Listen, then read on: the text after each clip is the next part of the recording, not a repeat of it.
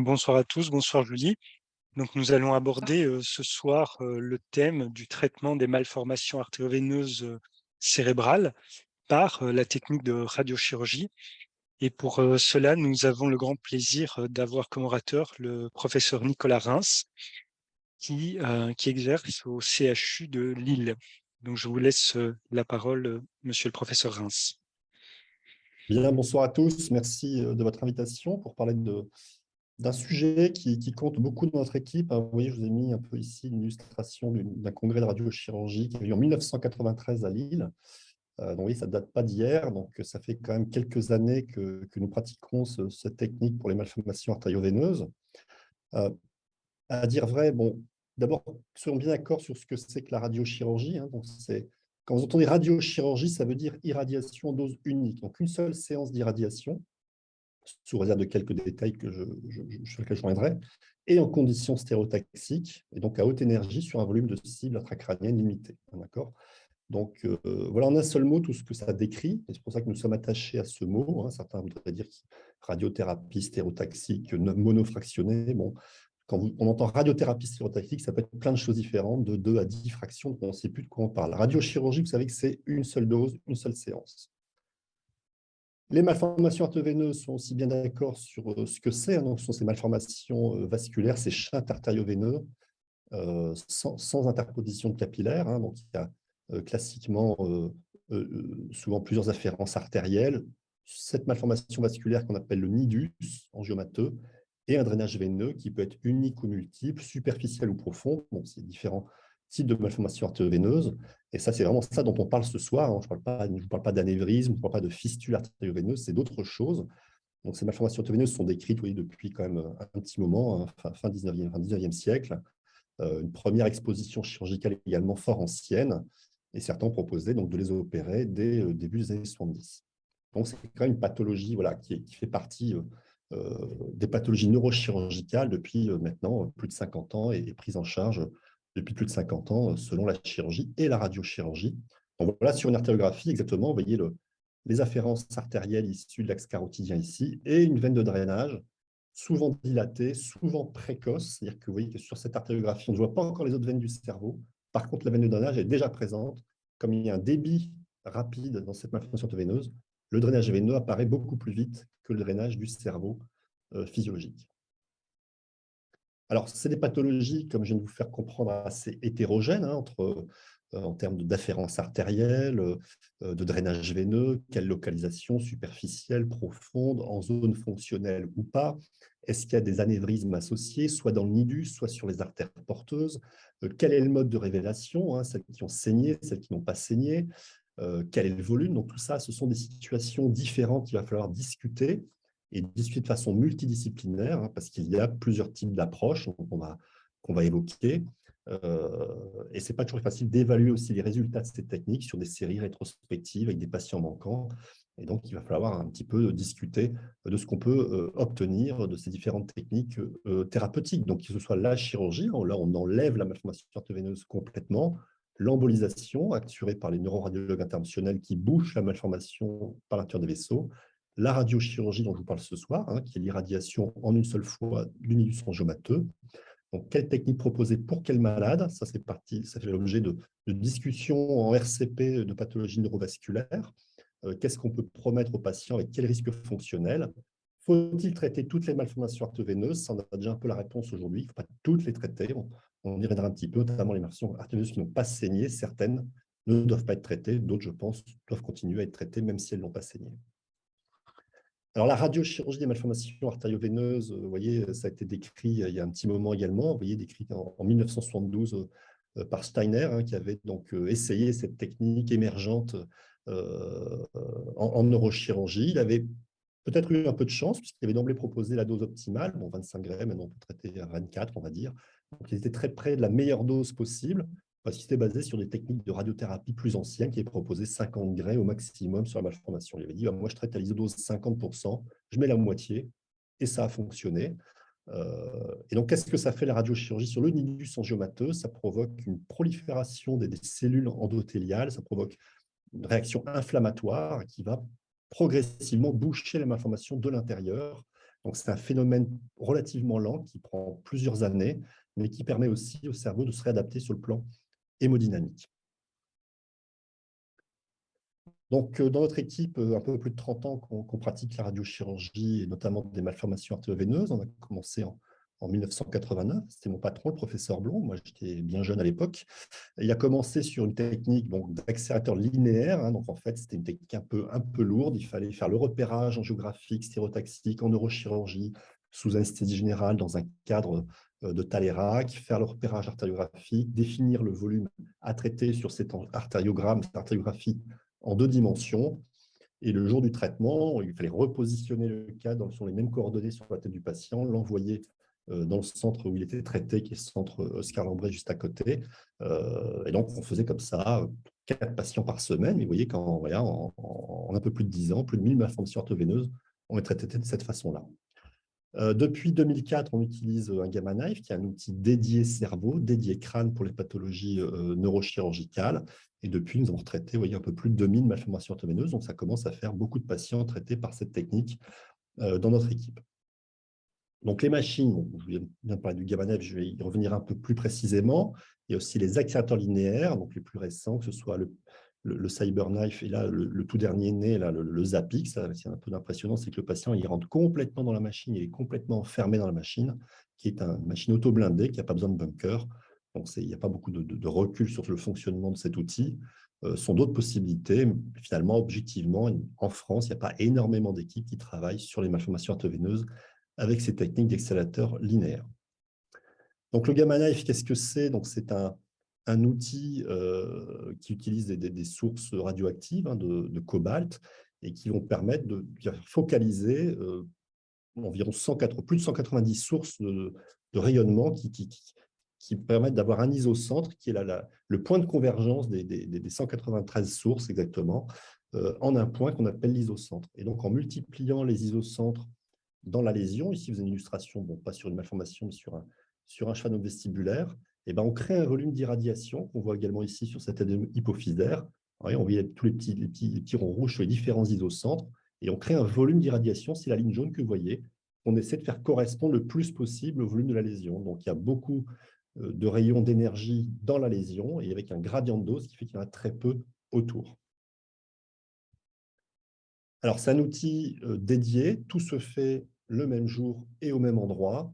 Depuis donc, la pose du cadre de stéréotaxie, qui est un outil qui permet de donner des coordonnées X, Y, Z à tous les points du cerveau et de la lésion, une imagerie qui est faite avec ce cadre, la planification dosimétrique et le traitement, tout se fait donc, dans le même moment. Donc, on a la chance, nous, d'avoir une IRM dans notre bloc opératoire, ce qui facilite quand même beaucoup certaines procédures, notamment sous anesthésie générale chez les enfants. Mais sinon, les patients qu'on traite sous local, le cadre est posé dans une salle juste à côté, le patient passe dans l'IRM immédiatement. La salle d'angiographie, puisqu'il y a une artériographie faite dans le cadre, est également sur le même plateau technique. C'est un bloc commun avec la neuroradiologie. Et puis le patient est traité dans le même bâtiment le même jour. Donc l'imagerie, vous avez bien compris, est multimodale. Donc on fait avec ce cadre de stéréotaxie, une IRM, un scanner, une artériographie, pour comprendre au mieux cette malformation artério-veineuse, parce qu'il s'agit, vous voyez, une fois que toute l'imagerie stéréotaxique avec le même cadre est intégrée dans ce logiciel, on a à la fois des données d'artériographie, des données d'IRM, des données de scanner, et on peut comprendre au mieux le nidus angiomateux et créer ce volume d'irradiation qui doit être le plus proche du nidus, parce qu'on cherche à ne traiter que le nidus, sans traiter les veines efférentes, les artères afférentes. Ce qu'il y a de bien avec cette technique, c'est que ces rayons sont efficaces que sur le nidus, qui est une structure vasculaire anormale, mais n'affectent pas les vaisseaux porteurs. Donc ça, c'est très intéressant, notamment en termes quand il s'agit d'artères en passage, qui sont importantes pour des structures fonctionnelles, qui gênent les neuroradiologues quand ils veulent emboliser, ils ont peur de créer un déficit sur ces artères en passage. Là, ça ne pose pas de problème parce que la radiochirurgie ne va pas affecter la structure vasculaire normale. Voilà, ensuite, le patient, vous voyez comment il est installé dans la machine. Il est fixé par le cadre à la machine, donc ça assure une parfaite immobilité de la tête et donc une précision importante de la technique. Donc ça, c'est ce que je viens un petit peu de vous décrire. Je ne vais pas y revenir sur les étapes thérapeutiques, depuis la pose du cadre, l'imagerie, la planification dosimétrique et le traitement dans la foulée. L'artériographie reste un examen extrêmement important pour les malformations artério-veineuses parce qu'elle est dynamique. On voit comment se remplit la malformation, le nidus. Est-ce que le débit est rapide ou plus lent? Comment est l'angioarchitecture nidale?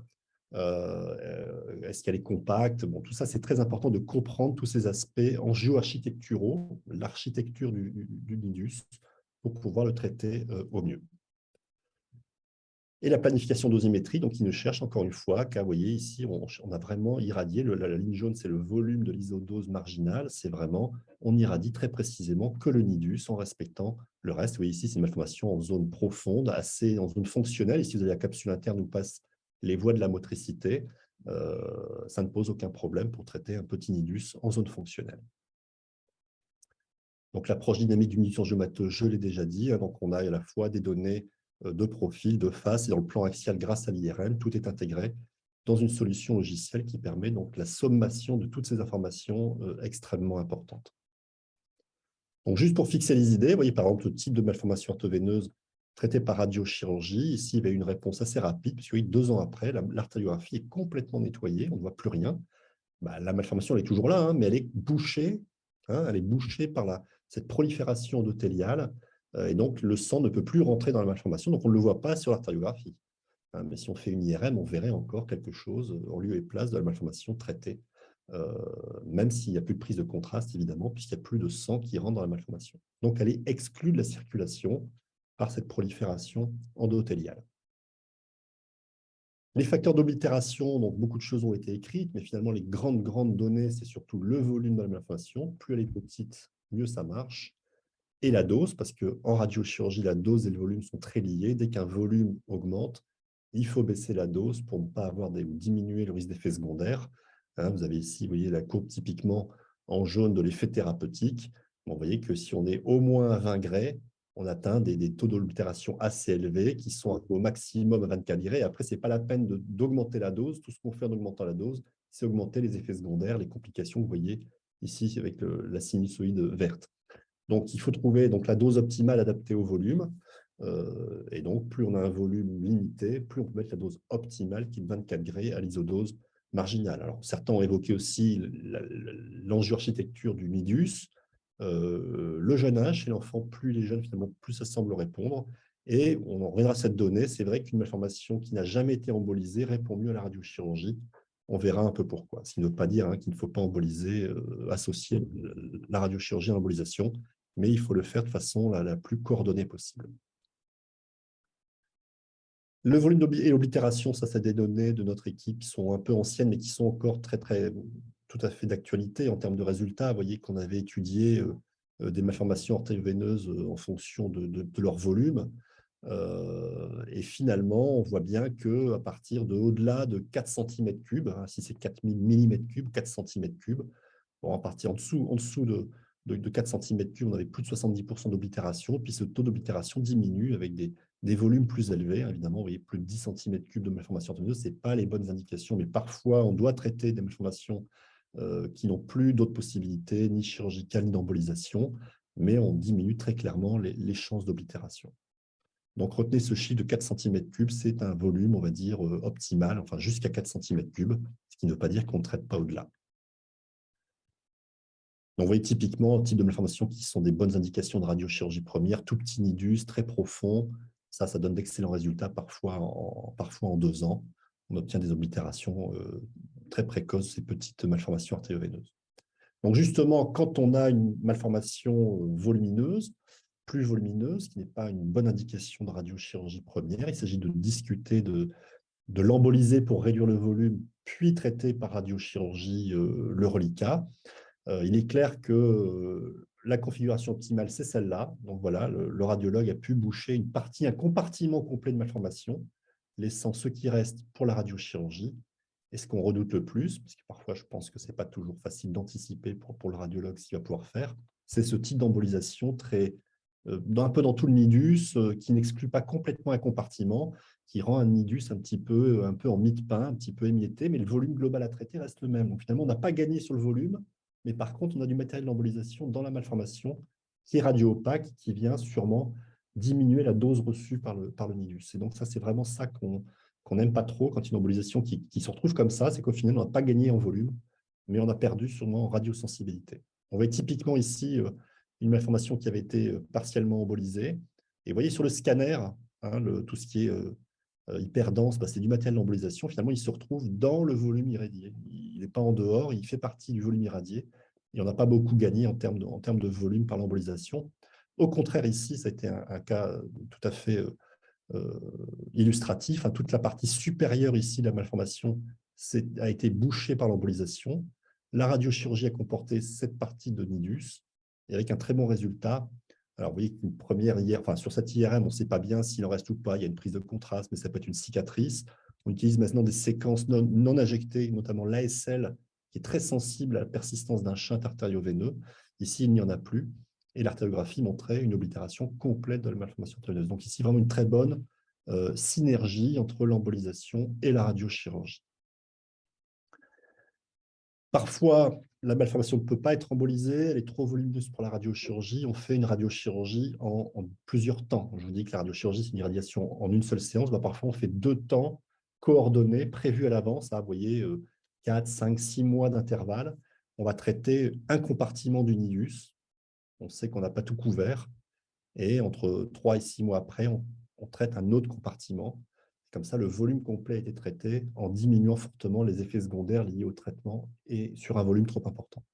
Donc ici, c'était le résultat, vous voyez, quand même plus de 6 ans après, une bonne réduction de volume. Il reste un petit nidus, et là, il a pu être retraité. Donc là, c'est l'illustration d'un retraitement, ce n'est pas une stage radiosurgery, ce n'est pas une chirurgie en étapes, c'est une deuxième radiochirurgie qui est possible après plusieurs années de recul et d'oblitérer donc une malformation artério-veineuse, un reliquat résiduel. Ici, l'illustration de l'articulation entre de l'embolisation et une radiochirurgie. Hein. Ici, c'est une enfant de 8 ans qui avait à la fois une hypertension intracrânienne sur cette dilatation de ses ventricules et des mouvements anormaux du fait du développement de sa malformation artério-veineuse dans les noyaux gris centraux. Une prise en charge qui a commencé par une embolisation permettant de réduire le volume. Une radiochirurgie, comme je viens de vous la décrire, en 2 temps programmés à 6-7 mois d'intervalle, hein, d'une part sur un compartiment d'abord carotidien, puis sur un compartiment vertébro-basilaire. Et puis, vous voyez, quelques années après, il y a un reliquat de petite taille. La taille ventriculaire s'intéressant à bien diminuer. La patiente s'est améliorée sur le plan clinique, aussi bien sur le plan de ses mouvements anormaux que de ses signes d'hypertension intracrânienne. Et en définitive, le dernier geste était à nouveau une embolisation qui a permis d'oblitérer complètement la malformation artério-veineuse. Donc, vous voyez, parfois, il faut pouvoir, à un moment, revenir sur une modalité thérapeutique qui n'était plus possible à un moment de la prise en charge, mais qui est devenue à nouveau parce que le reliquat nidal est de petite taille et constitue une bonne modalité thérapeutique pour l'embolisateur, par exemple. Et donc, il faut rediscuter toujours de façon multidisciplinaire à un moment de la prise en charge du patient quand il y a un reliquat. Hein. Donc, sur ces malformations qui sont complexes, il faut pouvoir vraiment associer les forces pour obtenir un bon résultat. Illustration de radiochirurgie là, itérative, un premier traitement en 2010 sur un volume nidal qui avait l'air parfaitement acceptable pour la radiochirurgie. Un petit reliquat 5 ans après qui a permis l'oblitération complète de la malformation artério-veineuse. Donc là, c'est une illustration de plusieurs radiochirurgies à plusieurs années d'intervalle.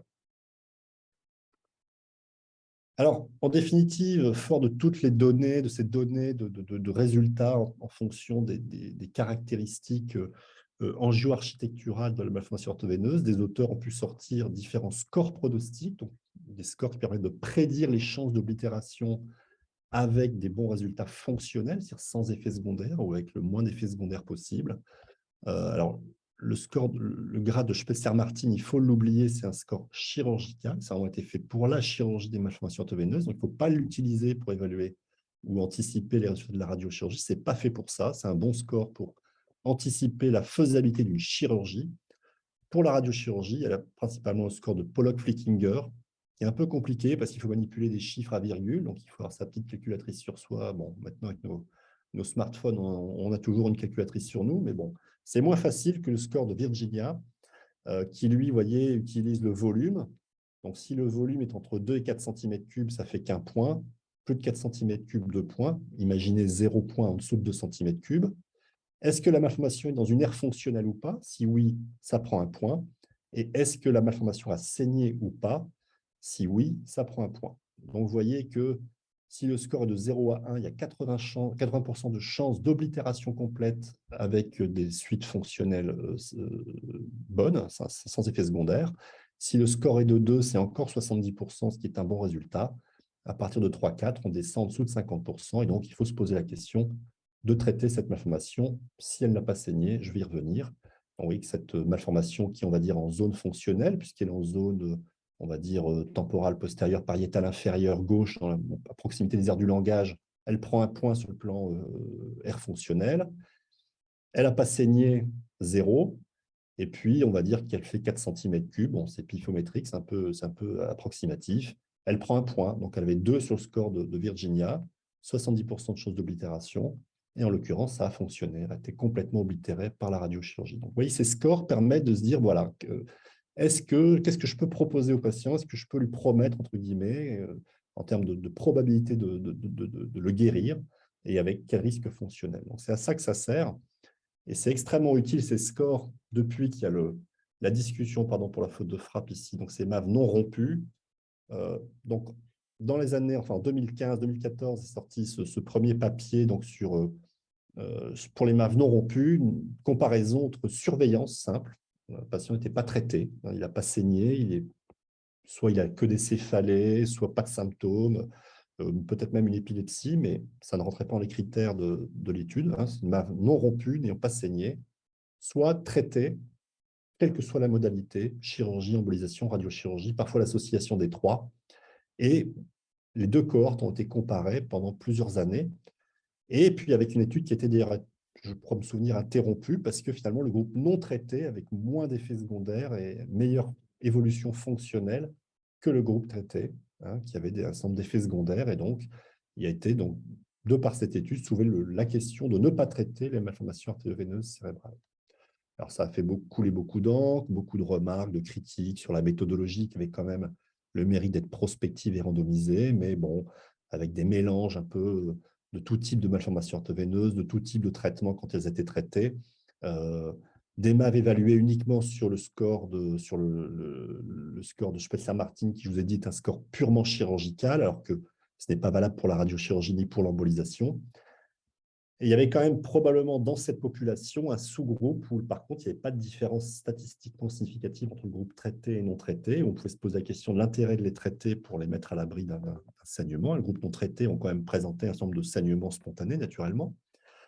Et dans ce deuxième papier, d'ailleurs, des mêmes auteurs, plusieurs années après, vous voyez qu'ils sortent quand même que les grades Spessler-Martin 1, donc les petits volumes bien placés, qui sont des bonnes opportunités de chirurgie, mais encore une fois, ce n'est pas valable comme score pronostic de la radiochirurgie, et bien ceux-là, il les propose comme en faveur d'une intervention, d'un traitement, et non pas de l'observation. Et donc, je pense qu'il faut réfléchir à ces sous-groupes de patients qui, quand ils sont jeunes, quand ils ont vraiment une malformation qui se prête bien à un traitement, quelle que soit la modalité d'ailleurs, mais une modalité unique à mon sens, que de l'embolisation, que de la chirurgie, que de la radiochirurgie.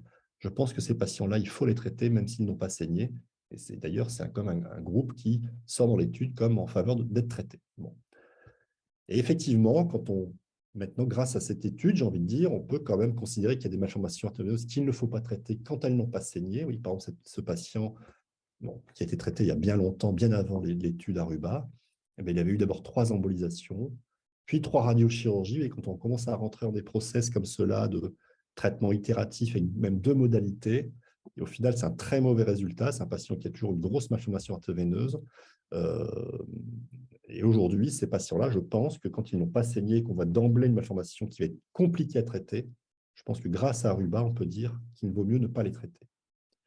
Donc, je pense que le bon message de cette étude Aruba, c'est que toute malformation artério-veineuse n'est pas à traiter.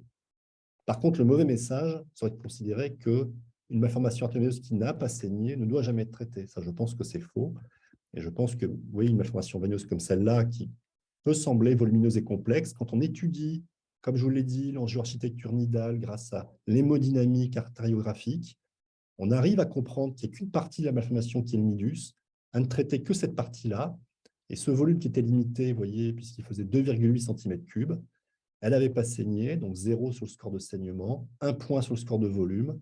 Elle n'est pas en zone fonctionnelle 0, elle a un score de 1, donc 80% de chances d'oblitération. Vous voyez qu'elle avait été bien réduite après quelques années. Il y a eu un deuxième traitement et le patient a été guéri. Donc, malformation complètement oblitérée. Donc, grâce à ces scores pronostiques, il faut trouver les bons patients à traiter quand ils n'ont pas saigné. Encore une fois, la malformation artérieuse qui a saigné, c'est un autre sujet. Là, pour le coup, il faut, dans la grande majorité des cas, les traiter pour les mettre à l'abri d'une récidive hémorragique qui est bien plus fréquente que le premier saignement.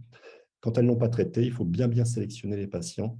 Pour trouver les patients à traiter, je pense qu'il faut aussi se baser sur l'âge plus ou moins jeune.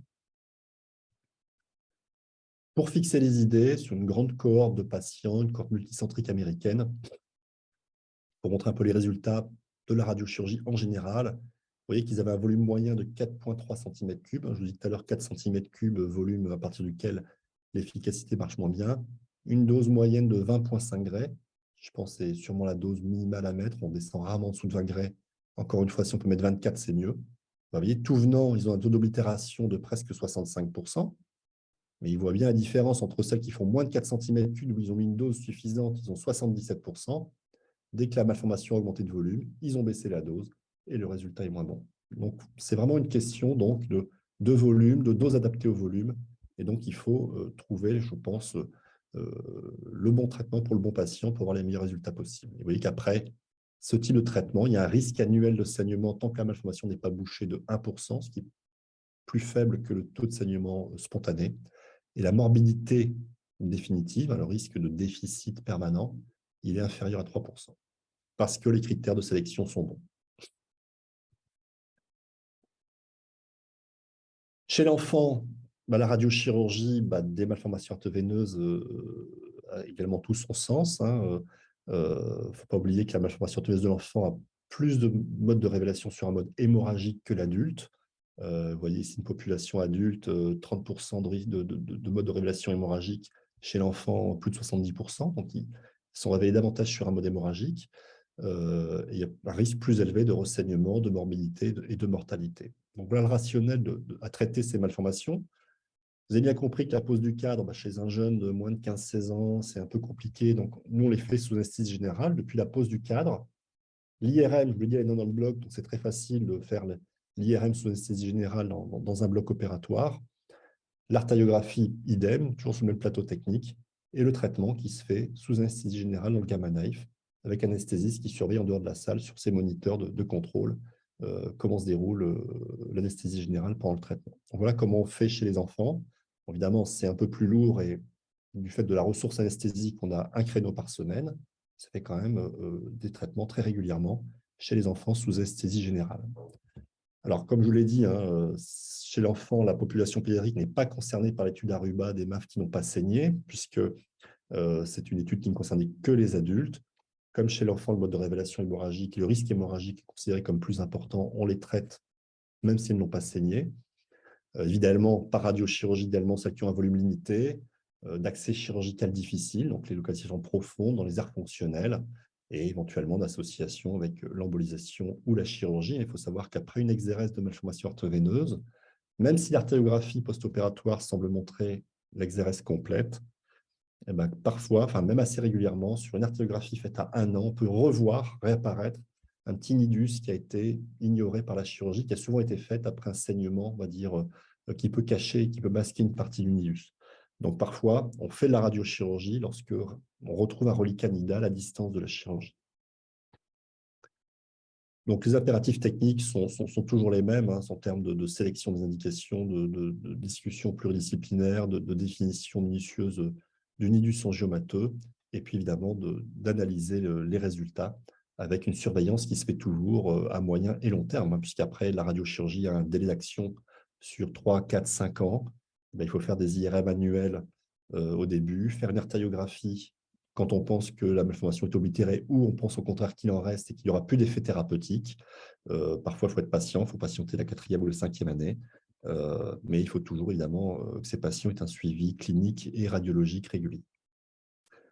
Donc, le rationnel donc chez l'enfant, c'est protéger du risque ou de la récidive hémorragique s'ils ont déjà saigné et une préservation fonctionnelle. Je pense que dans la population pédiatrique, à chaque fois que cette malformation peut être opérée, donc avoir un résultat immédiat, Je pense qu'il faut privilégier ce traitement pour avoir un résultat immédiat sur le risque hémorragique. Mais voilà, c'est une population, il y a quand même beaucoup de localisations profondes, dans des aires corticales éloquentes, qui donc positionnent la radiochirurgie de façon intéressante pour la prise en charge de ces patients. Donc, vous voyez qu'ici, dans notre population, il y en avait moins de la moitié qui étaient en localisation hémisphérique, une bonne partie en région centrale, en région donc, de la motricité, ou profond dans les ganglions de la base, dans le tronc cérébral, on voit des zones difficiles d'accès sur le plan chirurgical. Donc, sur une série, là aussi, qui date un peu, mais qui, je pense, donne des résultats encore d'actualité. Vous voyez que c'était un âge moyen de 12 ans, mais ça pouvait commencer de 2 ans à 16 ans. Une dose moyenne qui avait été satisfaisante, un mode de révélation en grande partie hémorragique. Et on est toujours sur la relation dose-volume. Vous voyez qu'en dessous de 3 cm3, 70%, 1 cm3, 85% d'oblitération. Et puis au-delà, ça baisse un peu. L'oblitération, vous voyez, après un premier traitement, 65%. Parfois, il faut un deuxième temps de radiochirurgie pour obtenir de nouveau 30% de plus d'oblitération, avec un délai moyen de 33 mois. Et vous voyez que ces patients, dans 30% des cas, étaient inopérables et 65% avaient une malformation artério-veineuse en zone fonctionnelle. Quel facteur prédictif d'oblitération de population pédiatrique? Toujours pareil, le volume nidal, le volume traité. Ici, on avait retrouvé quand même l'absence d'embolisation préalable pour les raisons que je vous ai expliquées, un peu de blindage du nidus par le matériel d'embolisation. Et dans cette série, plus le patient était jeune, plus il avait des chances d'oblitération. Et sur des séries plus importantes, vous voyez, donc des séries ici nord-américaines, ben, on retrouve cette notion de 70% d'oblitération sur des cas bien sélectionnés, une morbidité permanente, vous voyez, qui est inférieure à 2% ici. Et les facteurs d'oblitération étaient toujours le petit volume et la dose optimale. Une grosse série multicentrique internationale de MAF pédiatrique, hein, toujours. D'ailleurs, il y avait des non rompus et des rompus. Un volume moyen, vous voyez, qui reste tout à fait dans le range des bons volumes à traiter par radiochirurgie. Une grande majorité dans des zones fonctionnelles inaccessibles à la chirurgie. Vous voyez que plus de 60, enfin, presque 60% étaient un SPED-Sermatine 3, qui sont des formes peu favorables à la chirurgie. Une dose marginale qui était correcte, 21 grès. On aime bien monter un peu plus quand c'est possible. Et au final, donc, tout confondu, une oblitération, 63% des cas. On peut dire que c'est un peu bas, mais vous voyez que dès qu'ils ont pu mettre une dose supérieure à 20 degrés, ils avaient presque 80%. Moins de 20 degrés, ça baisse en dessous de 50%. Ils avaient même une différence aussi entre les rompus et les non rompus. Un taux de saignement annuel, une fois que le traitement est fait, oui, est relativement faible, entre les non rompus, moins de 1% et 1,5% chez les rompus. Et toujours une morbidité permanente, qui est d'environ 3%. On voit un petit peu ce qui fixe les idées sur ce qu'on peut attendre de la radiochirurgie dans une population pédiatrique. Et finalement, c'est le même problème chez l'adulte. Et dans ce papier qui avait comparé une population adulte et pédiatrique, ils étaient arrivés aux conclusions qu'on avait les mêmes résultats finalement. Hein, si ce n'est que, bon, chez l'adulte, moi je pense aujourd'hui qu'il faut réfléchir si la malformation n'a pas saigné, à la traiter ou pas. Bon, les Nord-Américains sont restés très interventionnels et à traiter tout le monde, quel que soit le mode de révélation. Je pense que c'est très discutable. Quelques illustrations ici, vous voyez, chez une enfant qui avait cette malformation artério-veineuse du corps calleux, du jurus singulaire, l'artériographie initiale, temps artériel, temps veineux, une embolisation ou désembolisation qui ont permis une réduction de volume satisfaisante, permettant une radiochirurgie qui a permis l'oblitération complète du nidus angiomateux. Donc ça, c'est vraiment des cas de figure très, très fréquents dans la population pédiatrique. Ici, pareil, hein, vous voyez que cette malformation artério-veineuse, ici, il y a un anévrisme assez menaçant, qui est sûrement un risque hémorragique important.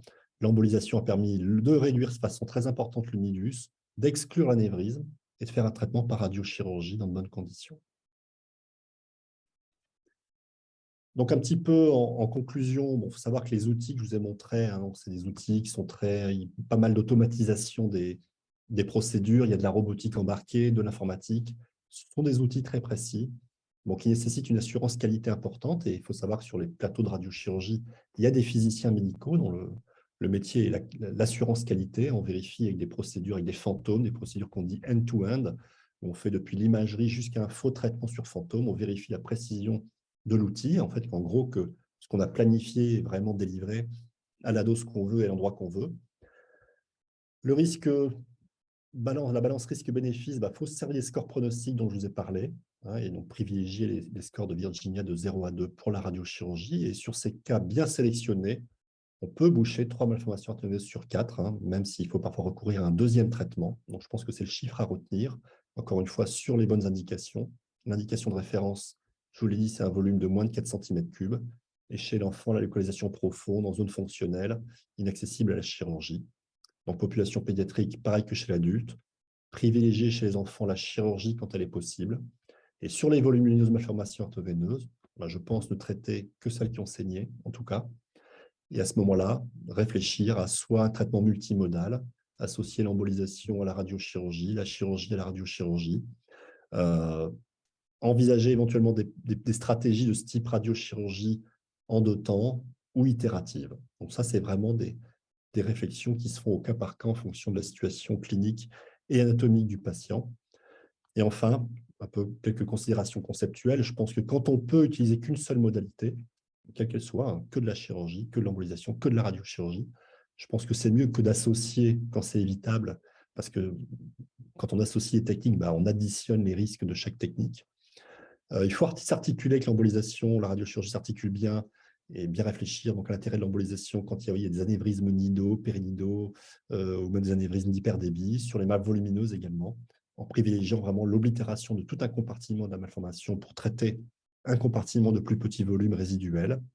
Sur les malformations qui n'ont pas saigné, nous sommes plutôt pour les traiter chez des sujets jeunes qui ont des bons facteurs pronostics grâce au score, donc les malformations de petits volumes chez un sujet jeune, même s'ils n'ont pas saigné. Moi, je pense qu'il faut les traiter. On obtient des bons résultats avec des morbidités faibles. Et dès le début de la prise en charge, il y a tous les temps de réflexion en fonction de l'évolution clinique du patient. Il faut que ce soit des discussions multidisciplinaires entre les radiologues interventionnels et les neurochirurgiens. Voilà, j'en ai terminé. Je pense à peu près dans les temps. Je suis à disposition pour répondre à vos questions. Merci beaucoup, monsieur Reims, pour cet exposé qui était très clair avec des cas très illustratifs, des résultats impressionnants. Vous avez bien souligné l'importance de l'approche pluridisciplinaire pour la prise en charge des patients avec des malformations artério-veineuses. Vous avez bien souligné l'importance aussi de l'approche éventuellement multimodale, mais qui ne convient pas pour tous les cas. Et moi, j'ai une petite question. Vous avez abordé cette modalité thérapeutique pour l'enfant. Vous avez dit qu'on peut commencer dès l'âge de 2 ans. L'âge minimum requis habituellement, c'est que vous préconisez, c'est aux alentours de quel âge des enfants plus âgés ou... En fait, c'est surtout dès que le diagnostic est fait. Généralement, on ne dit pas à un enfant, bon, on va attendre qu'il grandisse un peu pour le traiter, vous voyez. Oui, Si bien le sûr. diagnostic, alors, c'est rare qu'on ait des tout petits comme ça, puis en plus, c'est rarement à ces âges-là qu'on les découvre le plus souvent. Ils ont souvent d'autres types de malformations vasculaires, complexes, congénitales, qui d'ailleurs sont surtout traitées par embolisation. Sur les malformations orthoveineuses proprement dites, on les voit souvent un peu plus âgés que ça, hein, autour de 5, 6, 7, 8 ans, 8, 8, 9 ans. Euh, mais ce n'est pas l'âge qui fait décider. On va dire qu'on ne va pas faire attendre l'enfant parce qu'il est trop jeune pour le traiter. Très bien. C'est pas un facteur limitant, tout à fait. Non. OK, Alors, il faut savoir merci. que dans la population peut-être des pédiatres, associer rayon et cerveau en maturation, ça leur fait Voilà. peur. Mais ce qu'il faut bien comprendre, c'est que c'est vraiment des volumes très limités avec une technique qui irradie très peu le cerveau, si vous voulez. Donc, c'est vrai qu'une radiothérapie sur un volume plus important chez l'enfant, ça a des conséquences fonctionnelles. La radiochirurgie, on a très peu parce que elle traite des volumes très limités avec une technique où il y a un gradient de dose élevé et où finalement le risque le plus important à ce moment-là pour le patient, c'est justement le risque de récidive hémorragique. Oui, tout à fait. Tout à fait. Encore une question. Quelle est, peut-être plus technique, combien de temps ça dure? L'irradiation en tant que telle, c'est un geste qui dure combien de temps? Alors, il va dépendre du volume qu'on traite, parce que plus on traite un volume important, plus ça va être long, de la dose qu'on met, c'est-à-dire lié un Oui, peu au volume, mais plus vous mettez une dose élevée, plus il faut traiter longtemps, en tout cas avec un gamma knife, parce que si en fait les sources radioactives, elles ont un débit de dose. Alors ce débit de dose, d'ailleurs, il baisse avec le temps. C'est la loi de la radioactivité. Donc c'est le cobalt a une demi-vie de 5 ans, un peu plus de 5 ans. Donc au bout de 5 ans, son débit de dose a diminué par 2, les traitements durent 2 fois plus longtemps. Donc en fait, je parle d'un gamma knife. Sur les accélérateurs linéaires, là, le faisceau, il est créé de façon artificielle. Le débit de dose, il peut toujours être le même, si vous voulez. Mais donc, le temps de traitement va dépendre du volume qu'on traite, de la dose qu'on met et de l'âge des sources radioactives. Et c'est de quel ordre de grandeur? Alors, oui, B. c'est pour fixer les idées, ça peut aller Ouais, de 20 minutes, par exemple, à oui, 55 minutes, 1 heure. Enfin, ça peut être, oui, de cet ordre-là. ok, très bien, merci. Je ne sais pas s'il y a des questions si vous avez Oui, des questions, Julie, dans le. on a reçu 3 questions, sur le chat. La première est, si la MAV n'est pas oblitérée, qu'est-ce qui est préconisé? Alors, déjà rediscuter, vous avez compris, à chaque fois rediscuter de façon pluridisciplinaire. Donc, effectivement, au bout de 4 ans, 5 ans, on voit qu'il reste il y a un reliquat nidal.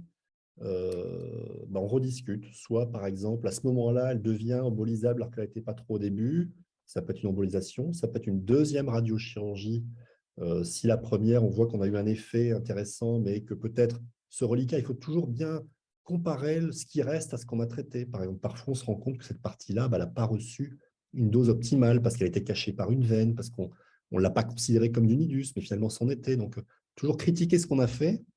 Si on voit qu'on a eu un bon résultat sur ce qu'on a traité, que cette partie-là, elle n'a pas reçu une dose optimale, ça encourage à retraiter.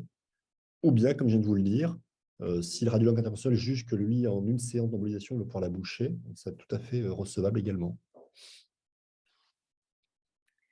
Une autre question est, si on a eu des effets secondaires de la première radiochirurgie, par exemple hémaparalysie partielle, est-ce qu'une deuxième intervention, Gamma Knife est très risquée sur ces symptômes déjà présents? Ah, c'est vrai que ça refroidit un peu. C'est vrai que s'il y a eu un effet secondaire, bon, si le patient a bien. Après ça, ça dépend aussi ce qui reste. Si c'est un petit volume, que le patient a bien récupéré sur le plan clinique, je pense qu'on peut raisonnablement refaire un traitement. Mais c'est vrai que la survenue une première fois d'effet secondaire euh, se demande à réfléchir à 2 fois avant d'en faire le même traitement. Mais ce n'est pas du tout exclu, quoi. Quels sont les troubles neurologiques qui peuvent survenir suite à une radiochirurgie et surviennent-elles immédiatement ou à distance du traitement? Alors, les effets secondaires, c'est comme l'effet thérapeutique de la radiochirurgie, est toujours décalé dans le temps, le plus souvent, hein. Donc, c'est quelque chose qui travaille lentement, mais son effet secondaire potentiel, il va aussi être décalé dans le temps. Alors, qu'est-ce que ça peut être comme effet? Ça peut être tout déficit neurologique. Ça peut être, je ne sais pas, si on a traité, si un nerf optique ou les voies visuelles ont reçu une dose trop importante, il peut y avoir une baisse d'acuité visuelle. Mais ça, normalement, voilà, on doit l'avoir anticipé, la position des voies visuelles et adapter la dose, hein. C'est quelque chose qu'on anticipe normalement. Mais ça, voilà, admettons que malgré tout, les voies visuelles ont reçu une dose trop importante, il peut y avoir un déficit, une baisse de vision ou une amputation du champ visuel si le traitement est plus postérieur dans le cerveau. Ça peut être un déficit moteur, parfois sur des MAV un petit peu volumineuses, en zone fonctionnelle, en zone motrice. On peut avoir un déficit moteur qui apparaît. Il m'est arrivé au moins une fois d'avoir un déficit moteur assez important, mais qui a récupéré complètement par la suite. Donc voilà, c'est essentiellement des déficits qu'on dit, on va dire, éloquents, hein, c'est-à-dire sur la motricité, peut-être sur de la sensibilité, peut-être sur de la vision. Voilà, essentiellement. C'est quand même pas très fréquent. Mais... Une autre question est, est-ce qu'une repousse de la MAV est possible après une potentielle guérison? Alors, repousse, je ne sais pas si c'est le bon terme, mais y arriver qu'on ait l'impression qu'une malformation, après s'être un peu réduite de volume, on voit de nouveau plus de nidus. Alors, certains appellent ça une angiopathie proliférante, je ne sais pas si c'est le bon terme, mais on voit quand même, surtout chez l'enfant, chez le jeune, parfois des malformations artérioveineuses évolutives qui semblent augmenter de volume. Mais c'est vrai qu'après une oblitération complète, c'est quand même exceptionnel de voir réapparaître du nidus angiomateux. Quelqu'un demande aussi s'il y a un lien entre ce traitement et la fatigabilité au quotidien. Parfois, on voit apparaître, on entend des patients dire qu'ils sont fatigués. Ce n'est pas très fréquent, parce qu'encore une fois, on traite des volumes limités, c'est quand même un traitement très focal. Il n'empêche qu'il faut l'entendre, que certains se sentent fatigués dans les suites. Généralement, ça ne dure pas très longtemps. Mais on peut tout voir, de toute façon, hein. J'avais reçu une question sur le formulaire d'inscription qui était Combien de temps après un épisode hémorragique peut-on envisager ce traitement?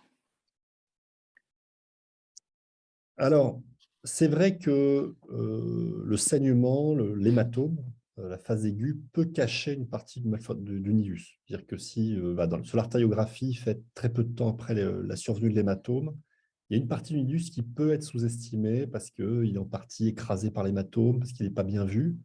Donc, c'est vrai que traiter très tôt, très vite après un saignement, bon, de toute façon, dans les faits, c'est rarement le cas. Il y a toujours la discussion du dossier, le temps d'attente, la liste d'attente pour être traité. Donc, finalement, on est rarement en situation de devoir traiter en radiochirurgie très peu de temps après un saignement. C'est plus, d'ailleurs, la chirurgie qui se trouve en cette situation-là. Il y a un hématome, éventuellement expansif, compressif.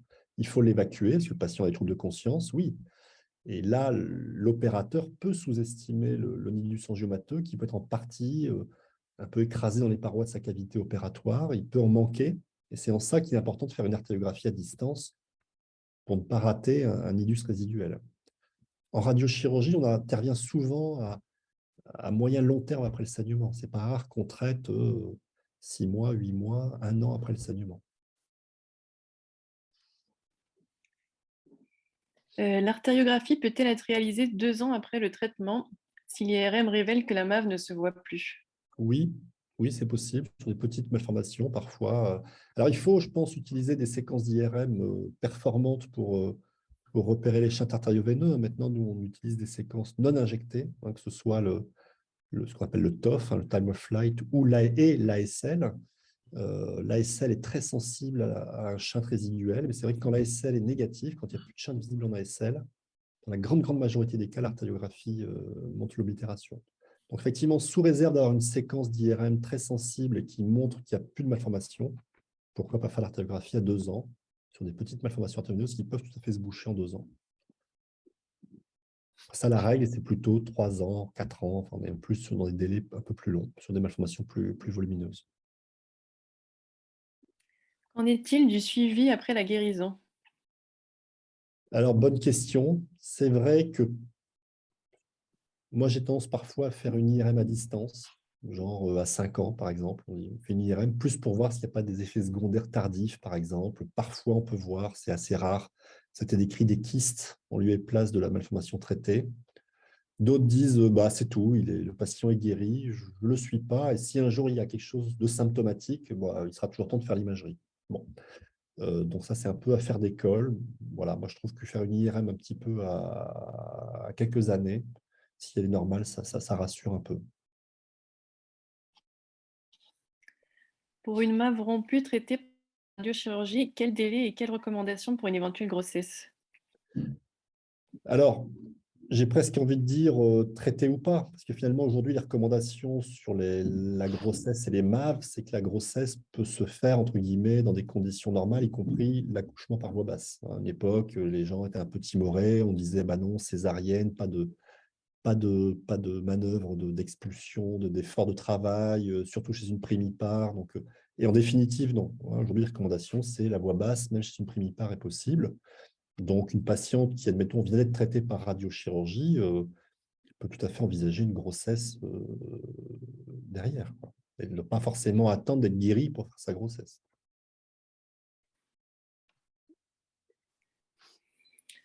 On me demande si vous travaillez avec le docteur Nataf à Paris et l'Institut Hartmann.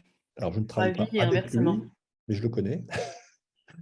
Puisque la neurochirurgie, c'est un petit milieu, mais je sais très bien qui est François Nataf, qui traite aussi des malformations artério-veineuses depuis de nombreuses années. Donc, pour le coup, il utilise un des outils que je vous ai montré tout à l'heure, un accélérateur linéaire. Je crois savoir qu'il travaille sur CyberKnife. J'avais aussi reçu une question. Quel est le taux de réussite de ce type d'intervention sur les MAV profondes? Alors, ce n'est pas la question qu'elle soit profonde ou pas, finalement, c'est quel est le volume de cette malformation. Si c'est une petite MAV profonde, on va avoir un aussi bon résultat qu'une petite MAV plus superficielle. Si la MAV profonde est un petit peu volumineuse, qu'il aura fallu l'emboliser puis la traiter par radiochirurgie, c'est là qu'on diminue nos chances d'oblitération, finalement. Mais c'est vrai que la profondeur de la malformation, justement, n'est pas un problème pour la radiochirurgie. C'est un problème pour la chirurgie, ce n'est pas un problème pour la radiochirurgie.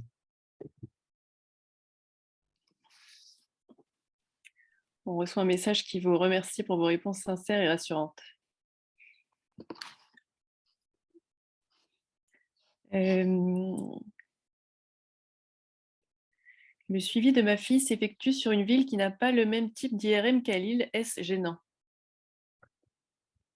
Alors, le même type d'IRM, ça dépend qu'est-ce qu'on entend par un type d'IRM. Le type de matériel, ça en soi, non. Je veux dire, toutes les IRM, peu importe le type. Alors, mais est-ce que par contre, le radiologue est familier avec les séquences dont je viens de vous parler? Bon, ce n'est pas forcément gênant. Ça peut juste être un peu plus difficile à interpréter la persistance ou non d'un shunt à 3-4 ans. Parfois, on voit encore des prises de contraste qui sont prises pour du shunt résiduel qui n'en sont pas, par exemple. Donc, voilà, c'est plus une question de séquence, un petit peu d'habitude du radiologue à ces séquences que de type de matériel.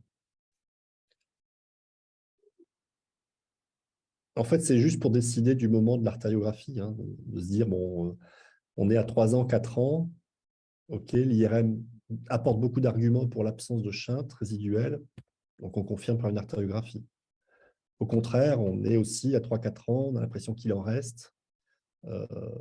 L'artériographie, de toute façon, sera aussi utile pour réanalyser le nidus résiduel et décider s'il faudra faire.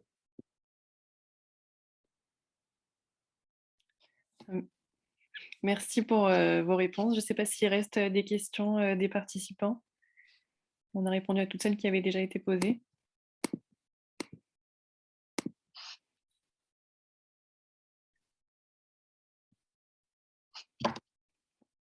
Il n'y en a Je pas vous de remercie en nouvelles. tout cas, monsieur Reims, pour ces Oui, explications merci beaucoup. effectivement très claires, la clarté de votre exposé.